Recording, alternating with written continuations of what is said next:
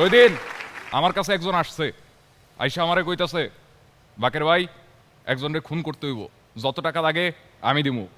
আমি কইলাম এই বাকের টাকার জন্য কখনো মানুষ মারে না, বুঝতে পেরেছো?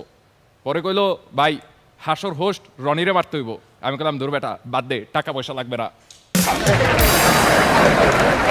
তো ওই দিন মোনার সাথে রাস্তায় দেখা, মোনারে কইলাম মোনা স্টপ, শোনো আমি তোমার বুকে একটা ভালোবাসার হাউস মানে ঘর বানাইতে চাই, দিবা? মোনা কইলো হ্যাঁ বিয়ের পরে দিব। আমি তো আনন্দে আত্মহারা, মোনা আমার আনন্দটুকু থামায় দিয়া কইলো দেখো আমি যারে বিয়ে করব তারে দিব।